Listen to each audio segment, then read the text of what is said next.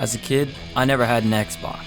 If I was going to play Halo, it was going to be the Buggy Pc Ports. While Halo CE's Gearbox port is a well-documented mess, Halo 2's port was quite literally unplayable due to the now defunct Games for Windows Live service. So I only played the first couple of levels of Halo 2 before going back to Halo CE. When I finally did get an Xbox 360, I didn't own a copy of Halo 2 to play. I ended up completing Halo 2 until it came out on MCC for PC.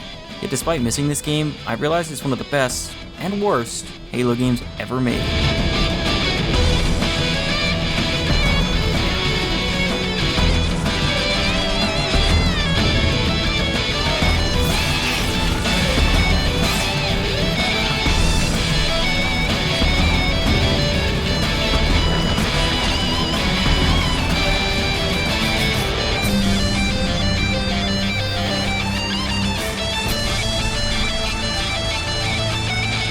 We live in an age where game developers are constantly being crunched and exploited to such an extreme degree that it's considered normal, where developers will leak game details because they're not being paid, only to have more hard R gamers upset about the decision to include gay characters. These developers are forced to sleep under their desks, working 15 hours a day on deadlines that are impossible to meet even with that labor commitment. As a result, all games that come out today are buggy and incomplete.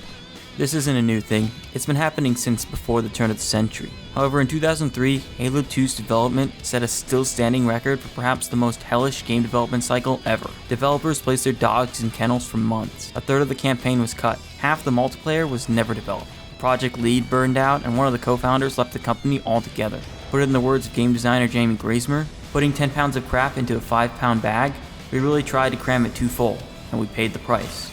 Halo 2 only broke the cycle in one area. The game wasn't a buggy, unplayable mess. Sure, there are bugs, there are issues with the gameplay, from jackal snipers to engine exploits that allow skilled players to tech as if they were in a fighting game. Regardless, the game feels solid and well planned, and if you didn't know any better, you'd assume it was. The developers completely reworked the engine to extract the best possible graphical fidelity out of the original Xbox. Often when developers move a game to a different engine, you can feel differences in the way the game performs. Bungie did a decent job keeping it familiar, but there are still most certainly differences. I think the major notable area where Halo 2 diverges is in level design. Gone are many of the open-ended levels of Combat Evolved, with many of the levels having a much more linear design with smaller areas and corridors. It's here you find yourself at the mercy of the aforementioned jackal snipers, on the streets of Mombasa or blasting through dozens of copy-paste rooms and hallways. There are still open areas for vehicle combat, and larger encounters, and it's here that Halo 2 feels at its best. Unfortunately, they aren't quite frequent enough to break up the close corridor fest that makes up a good chunk of the game. It's easier for me to show the level difficulty with a curve like this.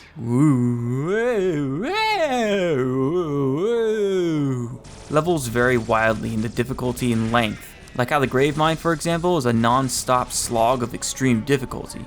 High Charity, on the other hand, feels like it lasts 10 minutes. You can feel these difficulties if you play on Heroic or especially Legendary. Halo 2's Legendary difficulty is legendarily brutal, to a point of unfairness. It's not like Dark Souls where the difficulty is skill dependent. Halo 2's Legendary is just broken. Weapon balance takes a nosedive from CE, with Halo 2 embracing the precision meta outright. Both factions get top-tier precision weapons so powerful that they immediately nullify the new brute-type enemy. More powerful weapons from CE like the shotgun and pistol are unfairly nerfed into pea-shooters, and other weapons are removed outright. The idea of weapon parity amongst the faction begins to appear here, although it's not at all like it is in the later 343 games. And if parity sounds good, how about outright copies? Dual wielding was introduced in this game too much I haven't been playtested enough fanfare. Unlike Halo 3, there is no damage reduction to dual wield weapons, causing certain combinations to be ungodly nightmares for your enemies. Equip 2 SMGs and teach the enemy what a bullet hose really is, or run the noob combo. Even it can't be ruined by Halo 2's weak pistol. One weapon was so incredibly powerful that dual wielding it in Halo 3 was outright removed. An unholy, incomprehensible demon of a gun, impaling one's enemies with piercing shards before subjecting them to burning pink inferno. While the long cinematics haven't aged well graphically, their storytelling remains strong, even if most of them are band-aids for cut levels. The idea to have half the campaign from the perspective of the Covenant builds an understanding of an enemy that was before just every villain is Lemons, otherwise known as evil. They remain evil, but now they have that Darth Vader helmet off scene to get you thinking about their real motives and thinking of them more than just bastards who want to kill all humans. The UNSC 2 is fleshed out. It's crazy to think that Halo CE only had 5 story characters, whereas in Halo 2 now corrects that with a larger cast and a heavier focus on character relations. The story is perhaps the best told in Halo, maybe even too good. As mentioned earlier, the third act was cut from the game.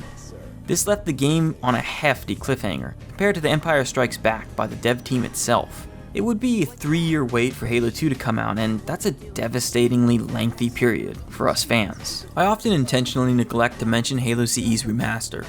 That remaster ended up being a cobbled together monster of Halo Reach and 3's assets dumped onto Halo CE. It was completely devoid of all the atmosphere of CE, and even null and voids many of the gameplay elements. Halo 2, on the other side of this coin, is a near perfect remaster. Saber Interactive remade the textures in high quality, but they retain the art style and mood of the original, as they should. The cutscenes are glorious, the best we've ever seen, even better than Infinite. I'm happy that at least one of these games has a competent remaster, and I'm even more ecstatic that it's Halo 2. I find of the two, its graphics have actually aged worse, probably because the extremely limited CE graphics appear accidentally minimalist, even if that's not how they were intended. Halo 2's graphics, on the other hand, are the epitome of that nostalgic early 2000s Mountain Dew and Doritos era in gaming. Honestly, it's more than just the graphics. The entire game represents smelly basements and horrible food, late nights and deplorable language. Nostalgia doesn't originate out of the thing itself, but the memories we form around that thing. The question of whether this game is the best worst Halo or the worst best Halo can't really be answered. After Halo changed developers, the Bungie games were cemented as masterpieces in the mind of the community, regardless of their actual quality. In the end though, it doesn't really matter. The game has risen past anyone's ability to criticize. It's simply a piece of art, whose, like all art, beauty is in the eye of the beholder.